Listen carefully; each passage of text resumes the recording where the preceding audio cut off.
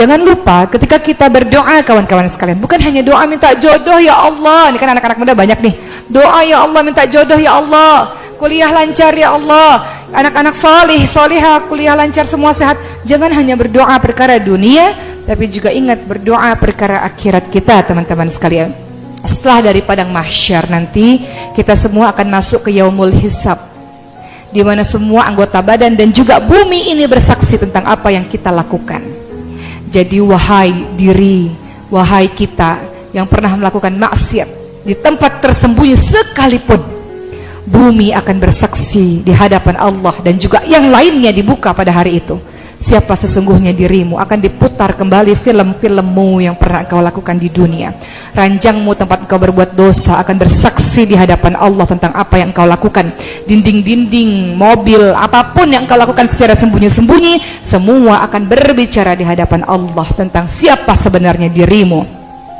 Di dunia kita terlihat sebagai orang yang baik, orang yang saleh, orang yang salihah, tetapi tidak bisa kita hindari yaumul hisab, di mana semuanya tanpa terkecuali akan berbicara di hadapan Allah siapa sesungguhnya diri ini.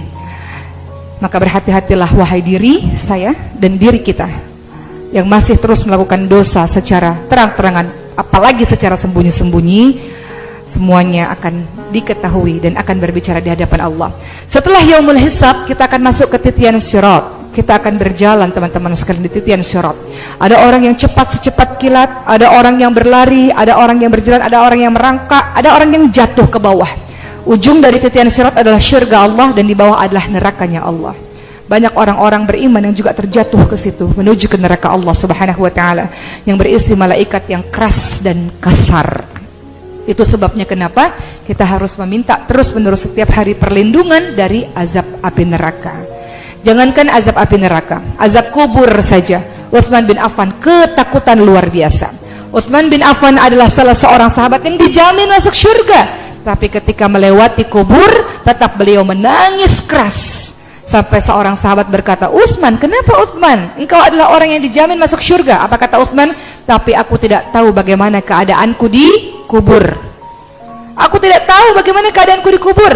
Walaupun dijamin masuk surga, tapi kubur ini tidak tahu. Karena di kubur juga ada azab, teman-teman sekalian. Azab kubur bagi orang-orang yang durhaka kepada Allah, bagi orang-orang yang bermaksiat kepada Allah. Sebelum masuk ke neraka, disiksa dulu di kubur, azab kubur. Diremuk-remukkan tulangnya di azab kubur tersebut. Gelap kuburnya, sempit kuburnya. Mulai terlihat suasana neraka di kubur tersebut, teman-teman sekalian. Jadi itu sebabnya kenapa kalau kita ingin mendapatkan pertolongan dari Allah, jangan lupa dalam hari-hari berdoa agar dihindarkan dari azab kubur. Teman-teman sekalian, biasanya teman-teman senantiasa berdoa ketika sholat. Teman-teman berdoa dengan kalimat di tasyahud akhir sebelum salam. Apa yang teman-teman baca biasanya? Allahumma inni a'udzubika min 'adzabil qabr wa min 'adzabi jahannam wa min fitnatil mahya wal mamat wa min syarri fitnatil masiihid dajjal. Doa itu yang artinya adalah sesungguhnya aku berlindung kepadamu ya Allah dari siksa kubur. Aku berlindung kepadamu dari siksa neraka jahannam, dari fitnah kehidupan. Siapa yang pernah difitnah? Enak gak rasanya? Maka minta sama Allah agar terhindar dari fitnah kehidupan dan juga fitnah setelah mati, serta dari kejahatan fitnah Dajjal. Jadi itu doa yang penting, karena nggak ada yang bisa menjamin diri kita, teman-teman sekalian. Berkaitan dengan fitnah misalnya, sebaik apapun engkau, mungkin saja terkena ujian fitnah. Kenapa? Kita ini kan hanya serpihan rengginang lah. Kalau kita bandingkan dengan Aisyah radhiyallahu anha. Aisyah siapa? Istrinya yang paling dicintai oleh Rasul. Juga difitnah. Difitnahnya apa? Selingkuh. Padahal istri yang solihah luar biasa. Ummul Mukminin, ibunya orang-orang beriman, masih juga difitnah, selingkuh, dan hampir satu Madinah percaya dengan berita itu. Apalagi kita, kalau ada di antara kita teman-teman sekalian mendapatkan ujian fitnah, makanya baca doa ini supaya dihindarkan oleh Allah dari fitnah dunia dan juga fitnah akhirat. Katanya kan fitnah lebih kejam daripada pembunuhan. Jadi minta perlindungan kepada Allah selain dari azab api neraka, azab kubur, juga fitnah dunia, akhirat, dan fitnah Dajjal. Berikutnya teman-teman sekalian, Selain kita senantiasa berdoa untuk urusan akhirat kita, makanya ada doa sapu jagat kan? Biasa kalau kita udah doa panjang-panjang ditutup dengan doa sapu jagat. Rabbana atina fid dunya hasanah wa fil akhirati hasanah wa qina adzabannar. Ini doa juga yang teman-teman sebutkan kalau lagi umroh atau haji, teman-teman kan tawaf dari rukun Yamani sampai Hajar Aswad, pasti doanya Rabbana atina fid dunya hasanah wa fil akhirati hasanah wa qina adzabannar. Karena kita tidak hanya berdoa untuk urusan dunia, tapi juga urusan akhirat. Dan kemudian yang keempat, ciri-ciri hamba Allah yang senantiasa akan dilindungi oleh Allah dan mendapatkan syurga Allah adalah mereka yang pertengahan dalam membelanjakan harta. Dia tidak kikir, dia tidak boros. Maksudnya apa? Pertengahan dalam belanja, tidak pelit dan tidak boros. Berarti kalau sedekah nggak boleh semuanya dong, itu kan namanya boros. Bukan. Yang dimaksud ayat ini adalah engkau membelanjakan harta untuk dirimu sendiri berlebih-lebihan, namanya boros. Tapi tidak ada boros dalam sedekah di jalan Allah Subhanahu wa taala. Engkau mampu memiliki berlian yang sangat banyak, tas branded yang sangat luar biasa, rumah lebih dari satu, mobil mewah, tapi sedekahmu sedikit, malu di hadapan Allah. Allah bagi kenikmatan luar biasa kepadamu, Allah angkat derajatmu, tapi engkau menolong hamba Allah lainnya dengan pelit, kikir, kedekut, bakhil, dan teman-temannya itu. Bagaimana mungkin engkau bisa meminta kepada Allah, ya Allah permintaanmu banyak, tapi untuk menolong agama Allah engkau kikir, pelit. Maka yang dimaksud ayat ini adalah pertengahan dalam membelanjakan harta. Maknanya adalah dalam membelanjakan harta untuk dirimu sendiri dan keluargamu, pertengahan, tidak berhambur-hambur. Tapi ini juga kita tidak bisa menyamakan seseorang. Kalau teman-teman lihat, oh dia berhambur-hamburan, mobilnya mewah, perhiasannya banyak, karena memang dari kecil udah jadi konglomerat, gimana? Standarnya beda. Bagi dia itu biasa-biasa aja. Bagi kita itu boros, berhambur-hambur. Tapi bagi dia yang memang standar hidupnya sudah kaya raya, itu sudah biasa-biasa saja. Makanya jangan julid, jangan iri sama orang.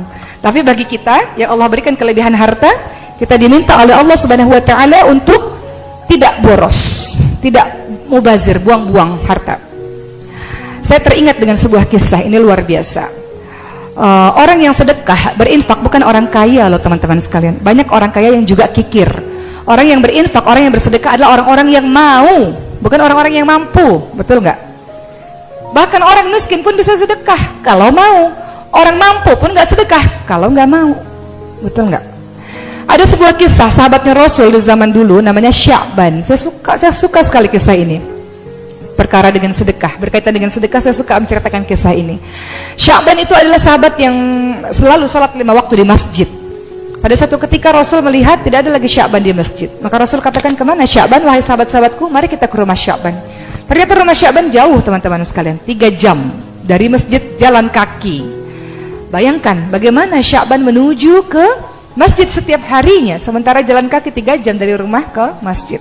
Maka ketika Rasul mengetuk pintu rumah, tiba-tiba istrinya Sya'ban membuka pintu rumah dengan menangis terseduh-seduh dan mengatakan, wahai Rasulullah, sesungguhnya Sya'ban sudah meninggal dunia kemarin, tapi aku ingin menanyakan 3 perkara kepadamu yang aku sangat penasaran dengan itu. Detik-detik wafatnya Sya'ban, Sya'ban mengatakan 3 hal. Yang pertama, kenapa nggak lebih jauh? Kedua, kenapa tidak lebih baru? Dan ketiga, kenapa nggak lebih banyak? Begitu yang Sya'ban teriakkan sampai kemudian ia meninggal dunia. Apa maksud dari perkataan Sya'ban, ya Rasulullah? Begitu kata istri Sya'ban. Maka Rasul mengatakan, ketika detik-detik wafatnya seseorang, sesungguhnya Allah sedang memperlihatkan ini neraka, ini syurga kepada dirinya. Maka Sya'ban mengatakan, ketika Allah memperlihatkan syurga kepada dirinya, Sya'ban mengatakan, kenapa nggak lebih jauh ya Allah? Kenapa rumahku nggak lebih jauh jaraknya ke masjid, supaya aku bisa berjalan lebih jauh dan aku bisa mendapatkan pahala lebih banyak? Padahal udah 3 jam loh jalan kaki dari masjid ke rumah. Sya'ban mengatakan, kenapa nggak lebih jauh? Andaikan lebih jauh, aku bisa mendapatkan syurga yang memiliki derajat lebih tinggi. Kedua, Sya'ban mengatakan, kenapa nggak lebih baru ya Allah? Jadi Sya'ban sehari-harinya memakai 2 baju. Baju di dalam baju yang bagus, di luar ditutupi baju yang usang. Setiap jalan ke masjid, debu-debu kena kepada baju yang usang. Sampai di dalam masjid, dia buka baju yang usang, dia pakai beribadah kepada Allah baju yang bagus.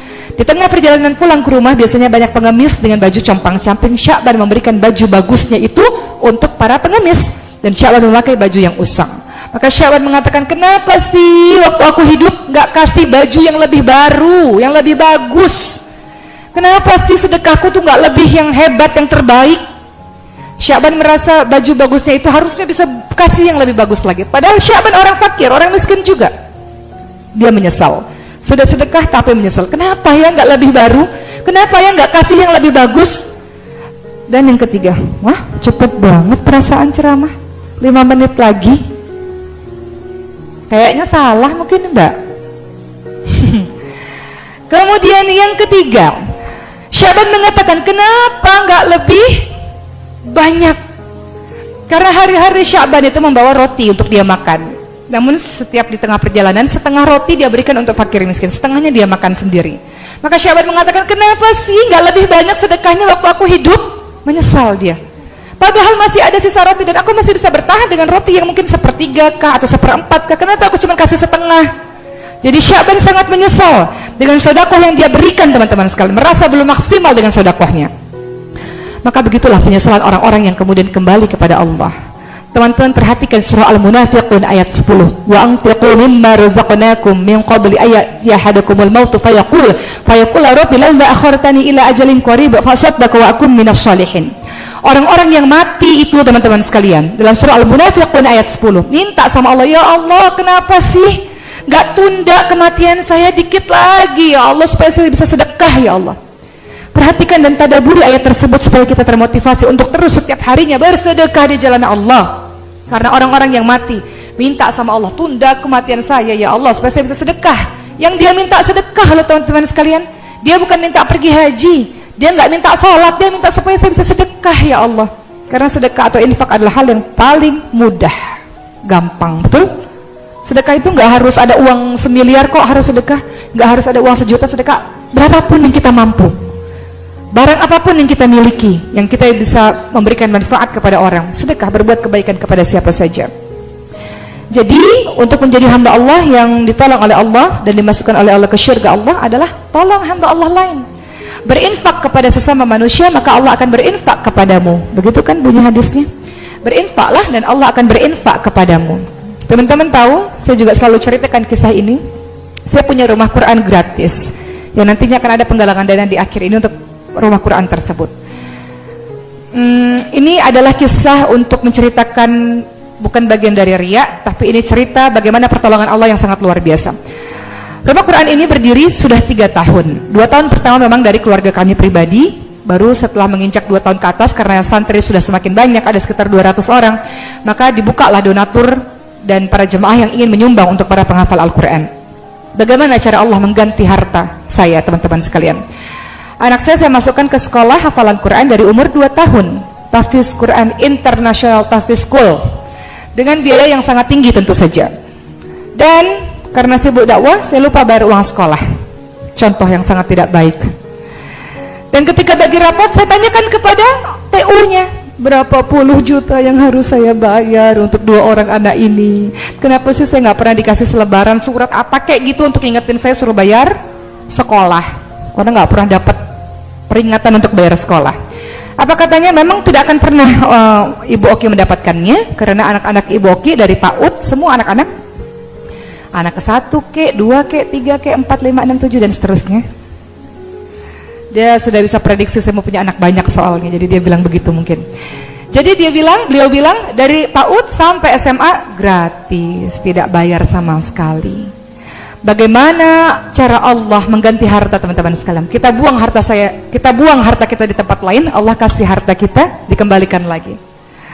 Begitulah. Jadi jangan takut miskin, jangan takut kehilangan harta dengan bersedekah. Terlalu banyak di dalam Al-Quran ayat-ayat yang Allah sendiri janjikan Allah akan lipat gandakan harta-harta orang-orang yang bersedekah. Teman-teman perhatikan surah Al-Baqarah 261. Itu pun janji Allah bagi orang yang bersedekah, Allah lipatkan ganda hartanya.